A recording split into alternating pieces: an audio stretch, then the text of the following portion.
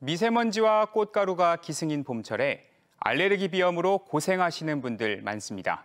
하지만 알레르기가 비염의 원인이 아닐 때도 있는데 알레르기성으로 오해해 병원을 찾지 않고 오히려 증상을 악화시키는 경우가 있어 정확한 진단과 치료가 필요합니다. 김종엽 객원의학 전문 기자가 원인에 따른 치료법에 대해 자세히 설명해 드립니다. 대전에 사는 30대 A씨는 봄철 환절기에 갑자기 생긴 코막힘으로 가까운 약국을 찾았습니다. 봄철 꽃가루나 미세먼지 등 일시적인 알레르기 비염이라 생각하고 진단 없이 약국에서 약을 구매한 건데 복용 후 오히려 코막힘 증상은 심해졌습니다. 꽃가루가 날려가지고 알레르기성 비염인 줄 알았는데 약을 아무리 먹어도 호전되지가 않더라고요. 그래서 좀 병원 내원하게 됐습니다. 사람들은 비염하면 대부분 알레르기 비염으로 오해하는 경우가 많지만 알레르기성이 아닌 비알레르기 비염일 수도 있습니다. 한 연구에 따르면 만성비염 환자 중 43%는 알레르기 비염이지만 57%는 비알레르기 비염이거나 두 개의 혼합형으로 진단됐습니다.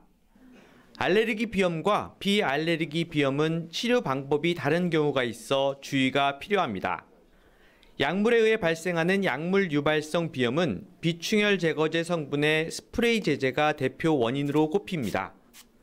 비충혈 제거제는 코 점막을 수축시켜 막힌 코를 빨리 뚫지만 오래 사용하면 오히려 코막힘을 유발해 5일 이상 사용해서는 안 됩니다. 가장 중요한 치료는 이 오남용하고 있는 비충형 제거제 스프레이를 바로 중단하는 것입니다. 5일 이상 사용하면 절대 안 되고요. 의사가 처방한 안전한 비강내 스테로이드 분무제로 교체해서 사용해야 됩니다. 온도와 감정의 변화, 냄새 등 여러 변화에 혈관이 수축해 생기는 혈관운동성 비염도 대표적인 비알레르기 비염입니다. 혈관운동성 비염은 알레르기 비염약으로 사용하는 항히스타민제로는 해결되지 않는 경우가 많아 제때 치료하지 못해 만성 비염으로 진행될 가능성이 있습니다. 만성 비염을 방치할 경우 축농증이나 중이염과 같은 합병증이 발생할 위험도 높아집니다.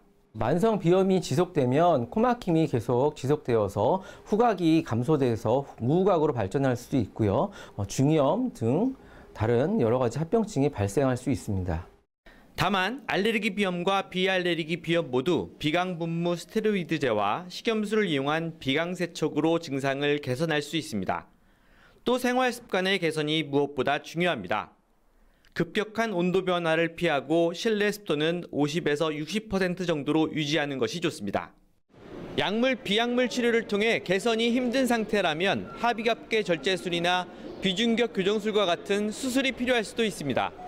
TJB 닥터리포트 김종엽입니다.